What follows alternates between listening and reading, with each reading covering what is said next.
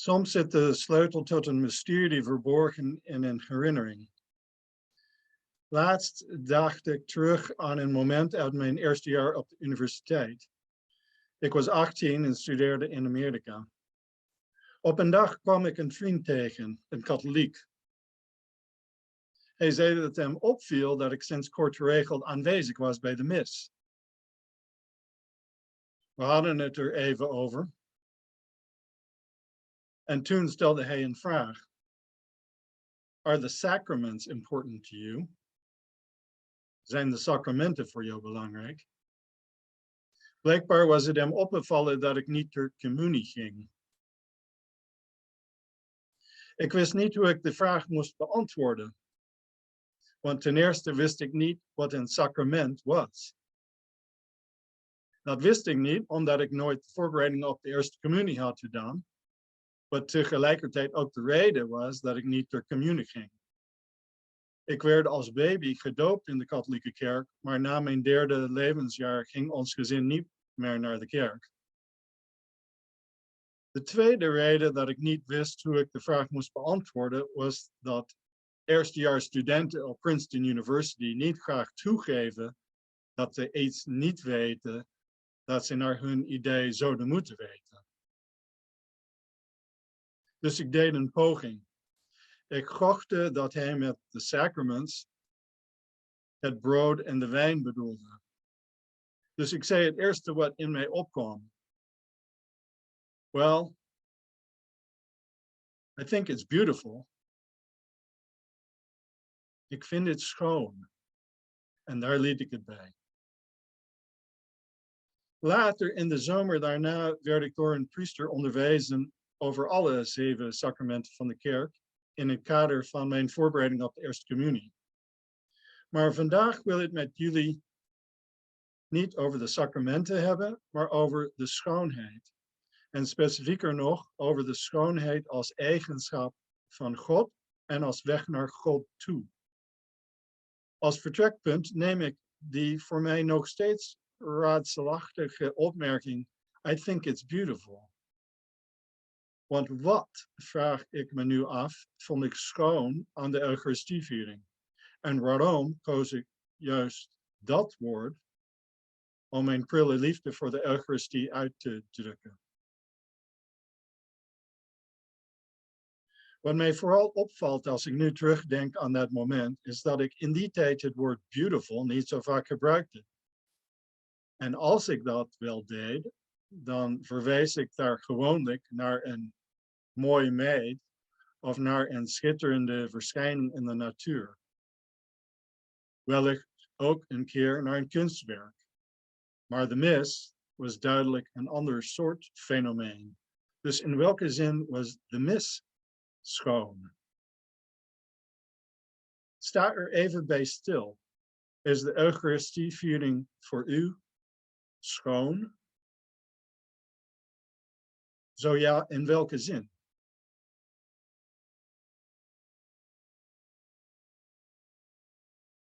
Zelf hoor ik dat woord schoon in Nederland zelden. Mooi hoor ik echter dagelijks. Mooie dag, hè? Mooie wedstrijd. Mooi staat weliswaar synoniem voor schoon, maar het is alledaagser, platter. Schoon draagt een associatie met verhevenheid met zich mee, met zuiverheid. Want schoon is ook de tegenovergestelde van vies. In het Engels heb je iets vergelijkbaars met het woord beauty. Je komt ermee weg met dat woord in de romantische liefde, in de poëzie en in de wereld van de schone kunsten. Maar in dagelijks gebruik zeg je eerder dat iets of iemand really nice of attractive is. Beauty klinkt een beetje pretentieus, net als schoon in het Nederlands. In de VS zijn de beautiful people de mensen die je in de glossies ziet. De mensen die chique kleding dragen en die in de strakke moderne huizen wonen. De mensen die je bij de kunstbevelingen ziet. Op televisie dan. Beauty, schoonheid, is dus voor de elite, denken we dan. En ver van mijn bedshow. Maar aan deze associatie dacht ik niet toen ik de mis als beautiful beschreef. Mijn woordkeus in dit geval kwam meer overeen met hoe ik een goed boek zag of een mooie film zou noemen. Net als bij het zien van een sneeuwbedekte bergtop of een charmante studente in de bibliotheek, kreeg ik af en toe het gevoel bij een kunstwerk dat ik ineens verheven werd naar een hoger niveau van het leven. Ik werd aangenaam verrast, geïntrigeerd. De verschijning wekte bewondering in me op. Hier klopte iets. Wat ik zag, wat ik meemaakte, straalde een zekere harmonie uit en resoneerde met wie ik was.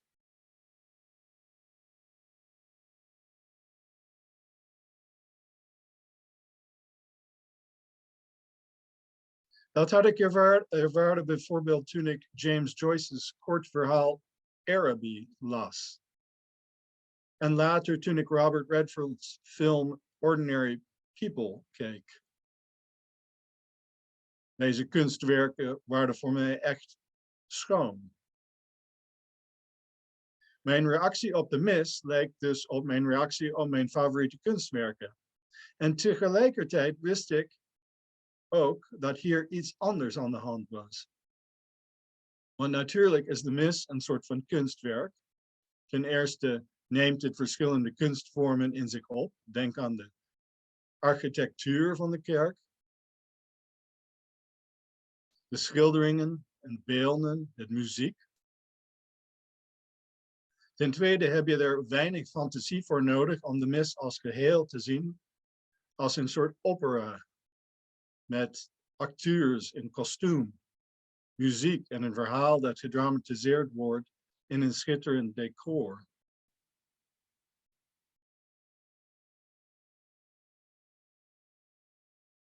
Niettemin wist ik, zelfs helemaal in het begin, dat dit niet zomaar een toneelstuk of kunstwerk was. Weliswaar voelde ik me weggevoerd uit het alledaagse door wat hier gebeurde, net als dat ik dat ervoer bij een goede film, maar nu stond er meer op het spel. Bij de mis, wist ik intuïtief, was God de regisseur en ik een speler in het drama. Hier ging het om het leven zelf. Dit was een diepere dimensie van de schoonheid. Een gelijk soort constatering deed ik toen ik de Bijbel begon te lezen. Anders dan een roman of een gedicht deed de Bijbel een appel op mij. Het vroeg uiteindelijk om een keuze.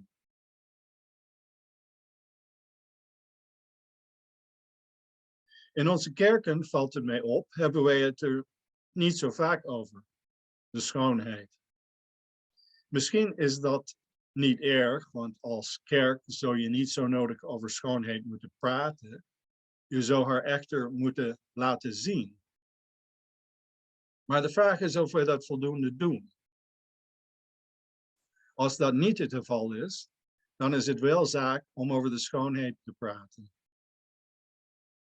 Als bezinning in die richting wil ik het nu met jullie hebben over de schoonheid in relatie tot het christelijk geloof.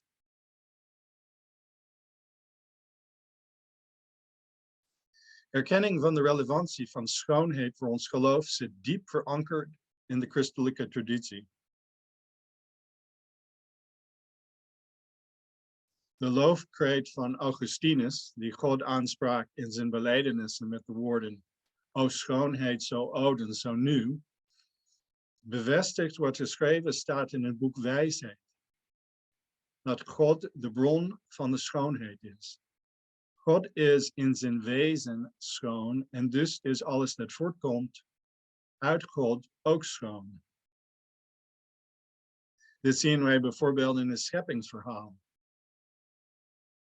Als wij de Septuagint lezen, de vroege Griekse vertaling van de Hebreeuwse Bijbel, dan vinden wij in Genesis 1 en hoofdstuk 2 dat het woord voor goed, kalon, ook schoon betekent. Dus God ziet, wanneer hij hemel en aarde gemaakt heeft, niet alleen dat wat hij gemaakt heeft goed is, maar ook dat het schoon is. Dit beeld van God als bron van schoonheid wordt onderstreept in Genesis 2:9. Daar lezen we dat God in de tuin van Eden bomen doet opschieten die aanlokkelijk zijn om te zien en die heerlijke vruchten dragen. God is dus niet alleen functioneel bezig in zijn schepping, hij wil ons ook aanspreken en plezier laten beleven door zijn creaties. Zie ook Psalm 23, waar de Heer ons in grazige weiden laat rusten en ons naar vredig water voert. Zie ook de bergreden van Jezus, waarin hij aandacht vraagt voor de lelies, die God beter gekleed heeft dan Salomo in al zijn pracht en praal.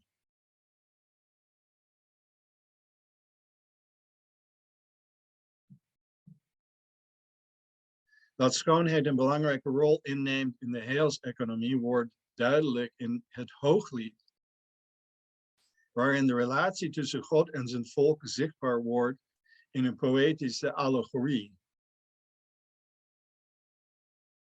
Hier zien wij een profetische verwijzing naar Christus en de bruidegom, beschreven als de aantrekkelijkheid zelf.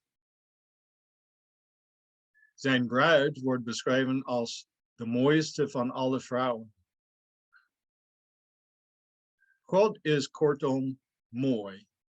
En wij, zijn geliefden, zijn dat ook. Aantrekkingskracht en liefde brengen ons, God en mensen, dichter bij elkaar. Dit werkt op meerdere manieren. De schoonheid van de ander wekt interesse en doet ons verliefd worden. Maar net zo goed kunnen wij met de liefde beginnen. Wanneer wij een ander met liefde aankijken, wordt die persoon voor ons geleidelijk aantrekkelijker.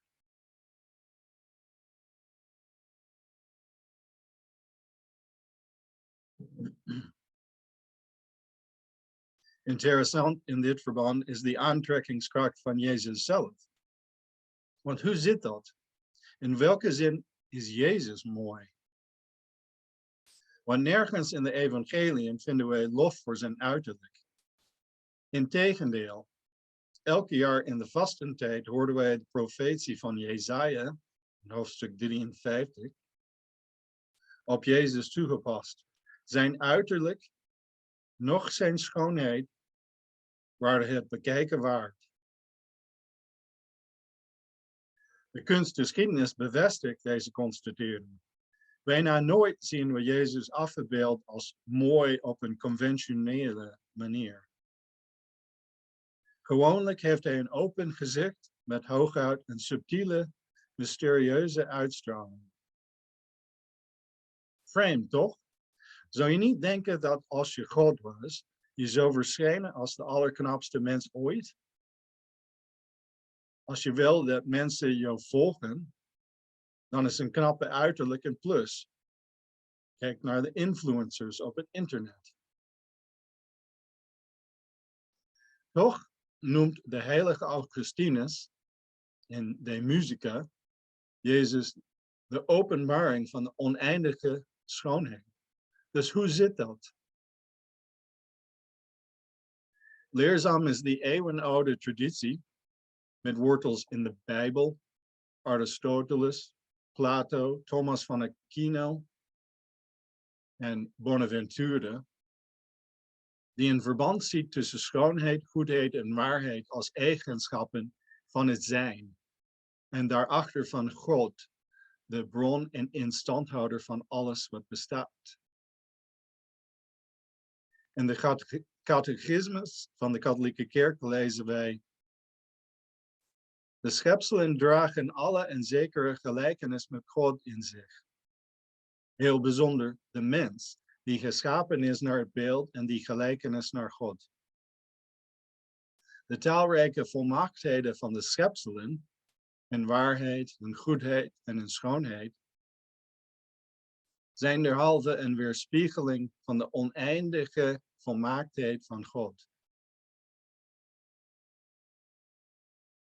Belangrijk hier is dat deze eigenschappen, goedheid, waarheid en schoonheid, ook bekend als de transcendentals, omdat ze ultieme overstijgende waarden zijn, altijd samengaan. De ene staat nooit los van de andere. Echte schoonheid staat altijd te paard met waarheid en goedheid. Belangrijk ook voor deze reflectie is dat deze transcendentals ons ook terugleiden omhoog naar God. De sporen van schoonheid, goedheid en waarheid in de schepping verwijzen naar de goede, ware en schone God. Wanneer wij goed doen, de waarheid vertellen en schoonheid laten zien, dan vinden wij betere aansluiting bij de God door wie wij leven, bewegen en zijn. Je zou kunnen denken aan een triple helix. 3 wegen die we omhoog mogen wandelen naar God toe. 3 wegen die elkaar kruisen en versterken. Schoonheid neemt hier een belangrijke rol in, want de schoonheid maakt de goedheid en de waarheid aantrekkelijk. Het is de spijs die de tanden doet wateren. Want laten we eerlijk zijn, het goede doen en de waarheid vertellen vraagt om toewijding en offers. Het wordt prettiger wanneer wij de schoonheid erin zien. Is het je ooit opgevallen dat we bij de mis geregeld herinnerd worden dat wij het goede moeten doen, maar dat je daar meestal pas zin in krijgt bij het horen van een boeiende preek of een mooi lied?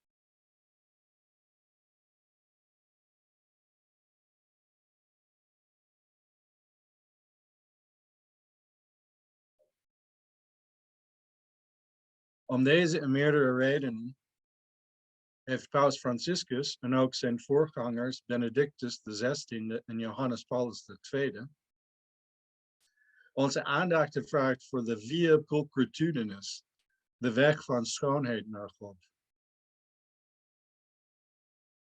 In Evangelii Gaudium schrijft Paus Franciscus: het is noodzakelijk dat de vorming tot de via pulchritudinis opgenomen wordt in het doorgeven van het geloof.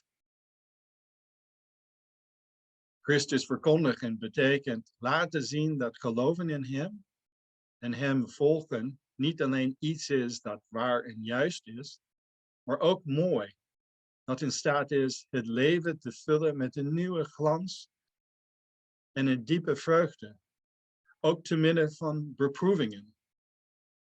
In dit perspectief kunnen alle uitdrukkingen van authentieke schoonheid erkend worden als een pad dat helpt om de Heer Jezus te ontmoeten.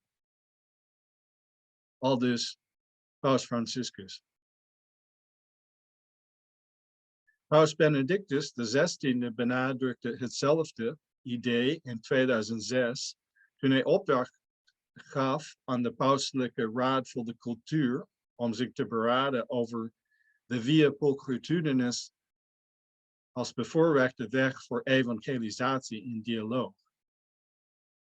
Verder reflecteerde hij op deze weg in audiënties over muziek, architectuur en andere kunstvormen.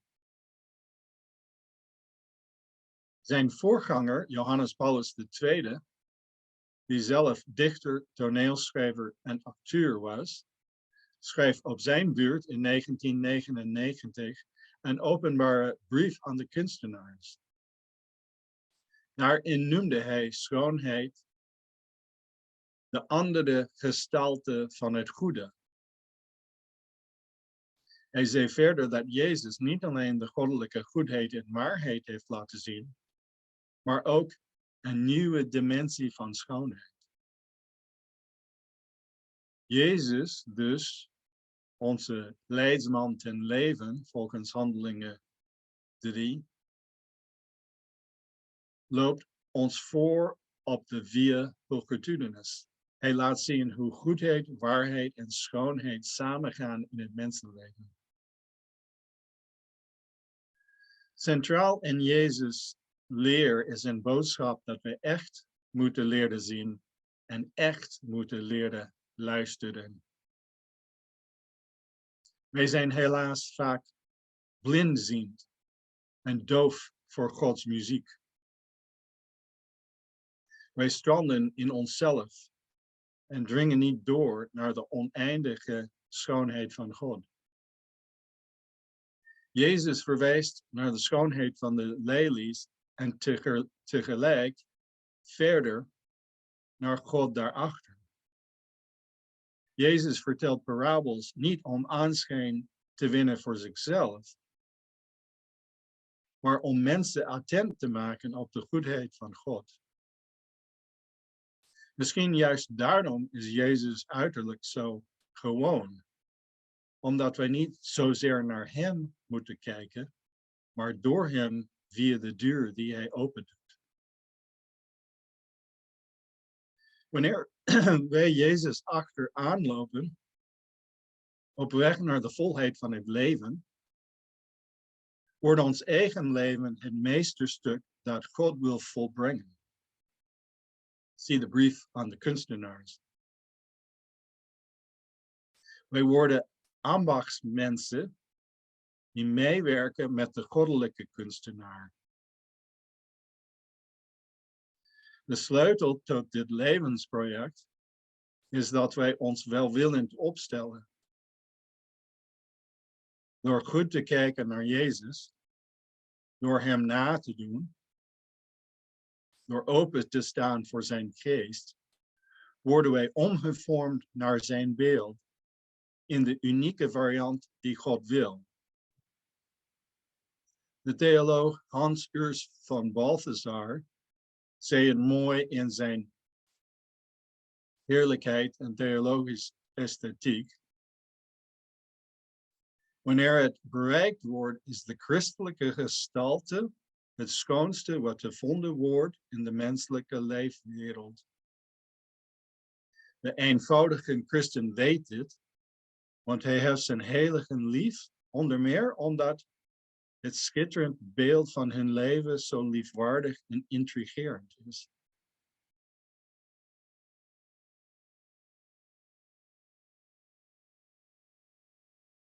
Als God dus schoon is, en als schoonheid een weg naar God toe is, dan wat betekent dit voor onze eigen spiritualiteit en voor de verkondiging van de kerk? Voor onze spiritualiteit betekent het dat het zonde is als wij deze weg negeren.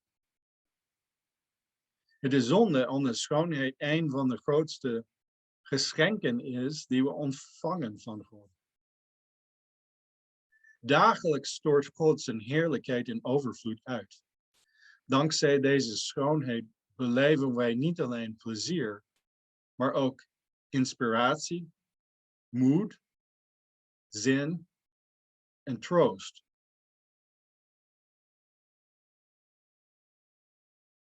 Soms zijn we heel bewust van Gods gave van schoonheid.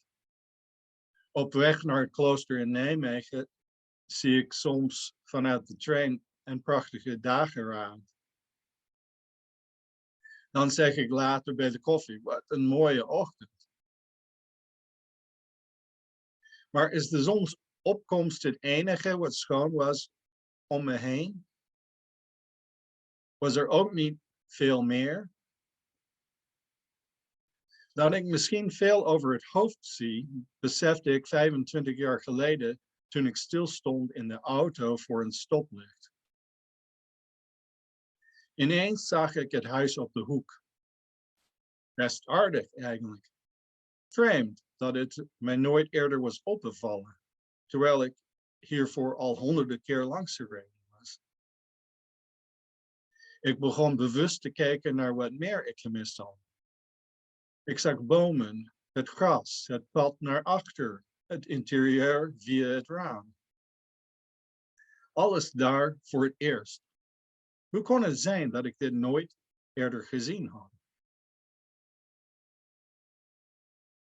Het werd daarna een spirituele oefening, die ik nog steeds met regelmaat toepas.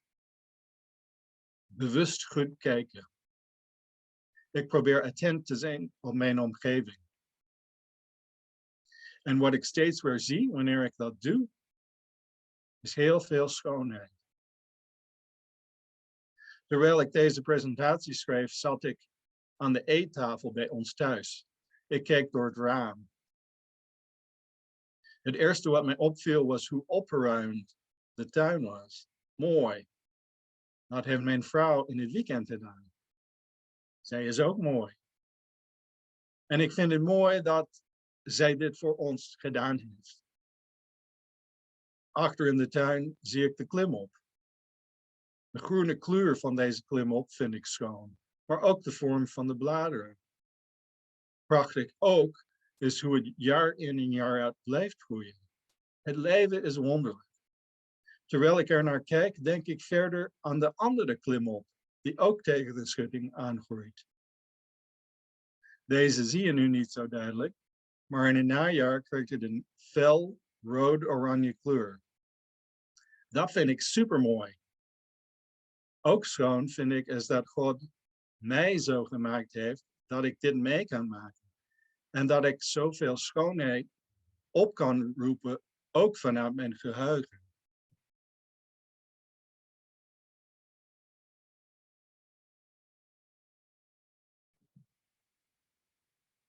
Nou, deze opzomming zou door kunnen gaan, maar mijn punt is, God houdt nooit op met het uitschenken van schoonheid. Soms denk ik, wat een verspilling. God blijft eindeloos zijn liefde en schoonheid uitschenken en wij merken daar zo weinig van. Maar we kunnen toch proberen om daar aandacht aan te besteden. Dat deed schilder Theo de Veter op zijn manier enkele jaren geleden.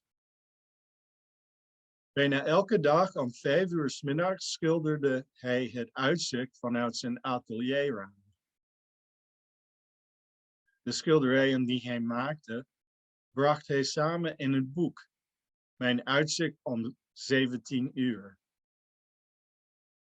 Boeiend aan dit boek is hoe bijzonder het gewone blijkt te zijn. Elke dag kijken uit hetzelfde raam zou na een tijd saai moeten zijn, zou je denken. Maar nee hoor.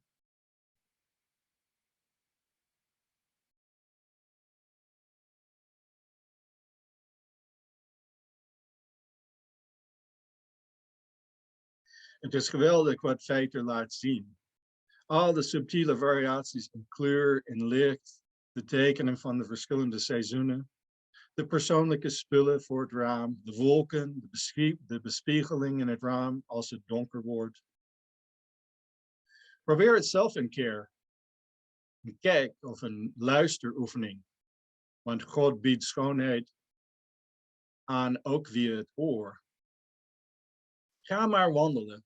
Gewoon langs de route die je meestal neemt als je een wandeling wil maken. Maar ga nu op zoek met ogen naar dingen die je nooit eerder gezien hebt. Je kan het ook een stapje verder nemen. Ga op zoek naar schone dingen. Doe je ogen open en laat je geest vrij uit associëren. Zelf heb ik 6 jaar geleden op mezelf een kijkopdracht opgelegd in de 40 dagen tijd.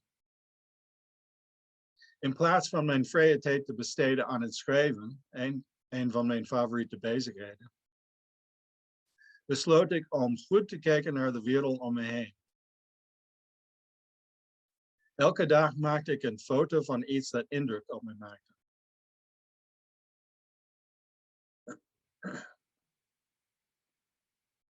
De foto's bracht ik later samen in een klein boek. Some of what I saw. Een deel van wat ik gezien heb. Het doet verslag van wat God mij toen heeft laten zien. Behulpzaam bij de poging om je blik aan te scherpen is het Johannes-evangelie. Daarin wordt Jezus openbaard als licht van de wereld. Hij schijnt in de wereld en in ons hart en maakt zichtbaar wat God aan het doen is. Onthoud dat wanneer je die kijkwandeling gaat maken. Jezus is het licht dat je de schoonheid laat zien. Noteer hoe dat werkt. Hoe de lichtinval in de loop van de dag en in de loop van het jaar steeds verandert en je steeds weer een nieuwe kijk op de zaak geeft. Goed zien in het licht van Jezus is een thema dat loopt als een rode draad door heel het Johannes-evangelie. Kom en zie, zegt Jezus helemaal aan het begin. Je zult zien hoe de hemel geopend is en Gods engelen opstegen en neerdalen. In hoofdstuk 9 geneest Jezus de man die blind geboren werd. Daarover zegt hij, ik ben gekomen omdat de nietzienden zullen zien. Het zien van de tekenen die Jezus verricht, zoals het vermenigvuldigen van brood, geeft aanleiding tot geloof. Maar het evangelie maakt ook duidelijk dat niet alleen zicht, maar ook inzicht nodig is voor geloof en de relatie met God. Het belangrijkste teken in het evangelie is het lege graf. Maria Magdalena, Johannes, Petrus en Thomas moeten in geloof God met hun hart leren zien. Omdat waardering voor de weg van schoonheid diep verankerd zit in de katholieke traditie, gebeurt er nu al veel in onze kerken en gemeenschappen die mensen helpt om deze weg te wandelen. Wij vinden aansporingen van de schoonheid in onze kerkgebouwen, in de Romeinse rites, die zorgvuldig opgebouwd is, en mooie muziek dat te horen is tijdens onze vieringen. Toch denk ik dat veel meer zou kunnen gebeuren. Ik vraag me af hoeveel parochies tegenwoordig echt werk maken van de kracht van schoonheid in de uitstraling naar buiten. Mijn indruk vanuit mijn werk voor het Centrum voor Parochiespiritualiteit is te weinig. Ik zie met name 3 grote gemiste kansen. Om deze in beeld te brengen, laten we een kleine gedachten-experiment doorlopen. Stel, je bent nieuwsgierig naar het katholiek geloof en je wil een kerk bezoeken. Hoe gaat dat? Op basis van mijn ervaring vermoed ik dat het als volgt verloopt. Je gaat eerst online zoeken.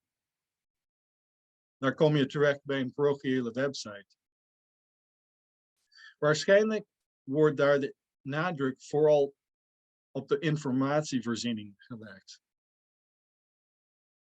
Dat is niet per se erg, want informatie wil je hebben. Maar wat je daar waarschijnlijk niet mee maakt, is een vormgeving, een inhoud waarvan je denkt, wauw, mooi, verrassend, inspirerend. Het gebrek hieraan zie ik als een gemiste kans voor de parochie. Maar het maakt niks uit. Je wil de kerk toch gaan bezoeken. Gewoon om een kijkje te nemen voordat je het aandurft om een viering bij te wonen. Dus rijd je een keer daar langs. En wat blijkt? De kerk is dicht. Jammer, want iemand zei dat het heel mooi is van binnen. Maar dat kun je niet weten. Weer een gemiste kans voor de parochie. Niettemin kom je naar de viering op zondag. En ja, het is wel aardig. Maar veel meer dan dat. Was het schoon? Werd er voor jouw gevoel naar schoonheid gestreven? Was er bijvoorbeeld naast de oude kunst ook nieuwe kunst te zien? Was de muziek beter dan je had verwacht? Was de ruimte een harmonieus geheel waarin alles over nagedacht werd? Verlichting, bloemen, versieringen, gewaden. Voelde je je binnengetrokken in de liturgie door de manier waardoor het gevierd werd?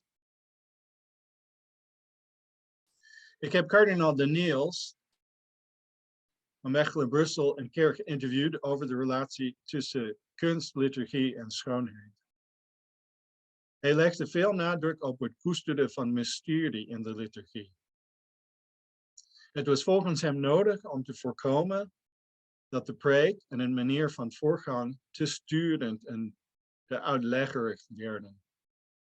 Want daardoor verliezen de riten en symbolen van kracht. De liturgie gaat om meer dan mensen elke week herinneren aan hun ethische plicht om het goede werk te doen. Belangrijker is dat zij geestelijk opgetild worden binnen de relatie met God. Schoonheid en stilte, die ruimte maakt voor contemplatie, ondersteunen dit proces. De celebrant, zei Daniels, helpt de mensen de diepte van de werkelijkheid in te kijken. Schoonheid, zei hij, is ontwapenend. Het laat ons onze eigen mogelijkheden zien en duwt ons open voor wat buiten onszelf ligt. Van harte wil ik dus parochies uitdagen om stil te staan bij de rol schoonheid wel of niet inneemt in het pastoraat en in de evangelisatie. Aandacht voor dit onderwerp kan een belangrijke bijdrage leveren aan de parochievernieuwing die in onze tijd zo gewenst is.